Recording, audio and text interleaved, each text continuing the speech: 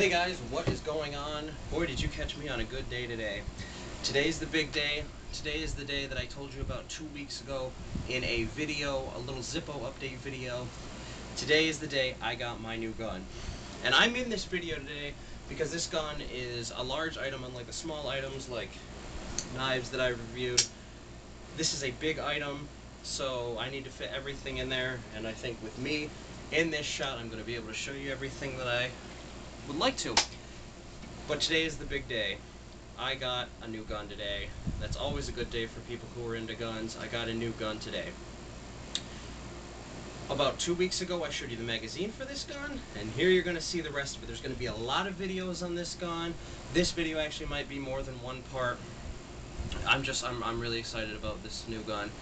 So, for those of you that don't know, there are lots of semi-auto rifles out there, just tons and tons. My Remington 22-597 is a semi-auto rifle. There's just a whole bunch of semi-auto rifles. But there's two big things that everybody goes for when they want to get into the assault weapons type of semi-auto rifles. You can go the AK-47 route, or you can go the M4, M16, AR-15 route. It's actually the AR-15 route, and you can either get an M4 or an M16. Cutlery lover went the AK-47 route, but personally I've never liked the AK-47 look that much. I mean, I might get one down the road. They're not that expensive at all. I mean AK-47s can go anywhere from like 300, 700. I'm sure there's more, I'm sure there's less, but they're not that expensive. ARs on the other hand, you're going to be putting down a lot of dough. So yes, I went the AR-15 route, and I bought an M4 AR-15. So I have it over here in this case, and like I do with all my reviews, I am going to show you it. I'm going to show you what you get in the box, my thoughts. I just got back from the ranges tryout. I love it. And I'm going to say right now, I play Call of Duty. And I go to these other videos, and there's a bunch of people who think they're just fascinating gun experts, because anytime you make a joke about Call of Duty, they're like, hey, this isn't Call of Duty. You're a little punk kid because all you do is play Call of Duty.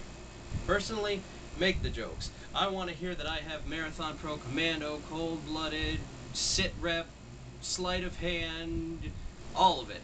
I don't care, because I am, like I said, I'm a Call of Duty player myself.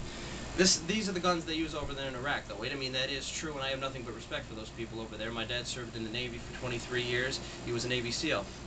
So don't talk to me about, not respecting the weapons, not respecting the military or anything like that, because I do. But I also like to get a little piece myself. It's always okay to have fun. I mean, I don't even go hunting with my guns. I use them to, and even when I was buying the guns, I told the guy I'm going to use this to blow stuff up. Personally, I mean, we're in America. We have the First Amendment there, or the Second Amendment. Jeez, oh my goodness, don't want to make that mistake. Got the Second Amendment there. Why not? So, enough of my talking. I'm going to go ahead and open this bad boy up. I'm going to show you it. I'm going to show you the things that make it New York legal. I'm going to tell you about the price, what you get in the box. I'm going to show you the features. And if I make mistakes on what I'm talking about, like I said, I'm not 100% familiar with these ARs. But if I make mistakes, oh well. I'm learning too. So here we go. This is my M4. It's the Bushmaster. As you can see, I'll open it up in a second, but as for what it came with, it did come with this hard case. It came with a hard case, and that's really nice. I mean, I wasn't going to get a gun that cost this much money and not get a nice hard case for it. So, here we go. I'm going to go ahead and open it up.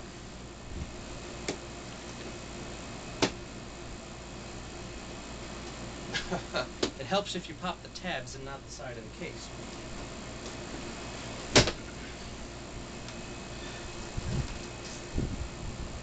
And here it is. This is the M4. As a matter of fact, this is the Bushmaster XM-15 E2S, chambered in 5.56 NATO or 223 Remington. Here it is. I love it. This is exactly the look I wanted when I wanted to go out and get an M4. Like I said, I don't like the AK look that much. I love the AR-15 look, and I don't like the M16 look that much, so the M4 just fits me so perfectly. And I got this in New York. But I'd love to thank my senators, and I would love to thank my legislators for making this completely safe now. You may not know this, but this gun couldn't even hurt a fly now because they made it safe. For example, these are the things that in New York I have to have. This is a 10-round magazine right here. 10-round factory magazine, nothing more than that. Okay? And that's dumb. You'll see why this is dumb in a second. Don't worry, there's going to be more on the magazines. Okay? This stock, this 6-position stock, is actually fixed. It's fixed in the last position, which luckily is the right length of pull for me. And by the way, I'm going to stop right here before anybody complains. I'm going to do a safety check. As you can see, there's nothing in the mag. Nothing in the chamber. So no complaining. Anyway, so this stock is pinned in the last position, which is just happens to be the right length of pull for me, luckily, but it has to be pinned. What's so idiotic about that law is you can have 6 different stocks all pinned in each position, but you can't have one that's adjustable on a semi-automatic rifle.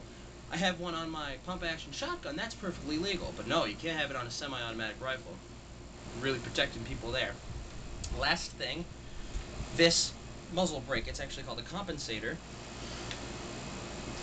is not a flash hider.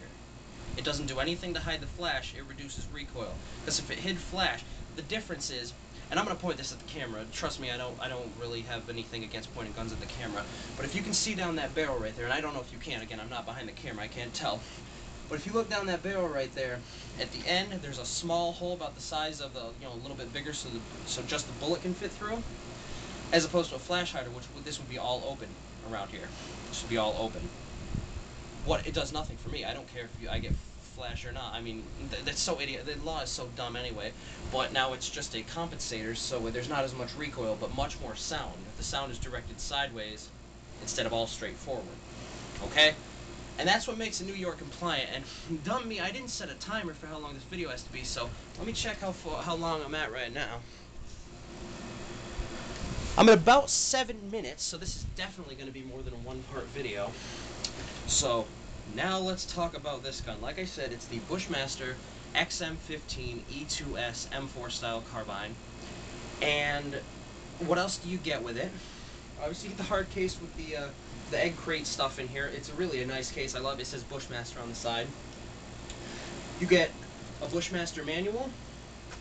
You get an NRA book and the UPC bag right there. And you get a sling, and unfortunately I misplaced the sling right now, but there's already these things for the sling right here. These, I forgot what they're called, pivots, something like that you put the sling in. There's one here, there's one here. I had the sling on. I'm not a big fan of the sling myself. For one reason is that these guns are really, really easy to clean, and when you put the sling on it, it just gets in the way. But here's all the stuff we have on here for anybody who's unfamiliar with that. Like I said, the compensator on the front reduces recoil. It directs all the gases out to the side instead of out the front. Got your sight posts here. A protected sight post, which is adjustable for elevation. Removable carrying handle. Some of these models have fixed carrying handles. This one is removable. You just take these screws off on the side here. That thing comes right off, and I'm getting a scope for this, a real nice scope for this. Moving back, magazine release. Drop your mag with that. Where's that mag? Again, it's empty. Often helps if you put it in the right way. Of course, it's free dropping mags. Drop-free mags, whatever they call them. You got a dust cover here. I'm not even sure if that's the name for this thing. That's what my friend told me it was for his airsoft version, but I'm not sure if that's what it's called. This thing right here, that when you pull the charging handle back, it flips open. It keeps stuff out of the action, dirt and grime and stuff like that. On the other side, what I'm actually going to do right now. Right here is the bolt release, and it's much like a pistol. After the last shot is fired, the bolt locks open. So I'm going to whip out another one of my mags here. You're firing this thing, runs dry, drop that mag, grab another one, slam it in, and smack this thing, and the bolt will chamber the next round and you'll be all set. Okay, I'm about out of time. I'm going to stop this video right now, and I'm going to move on to the next part.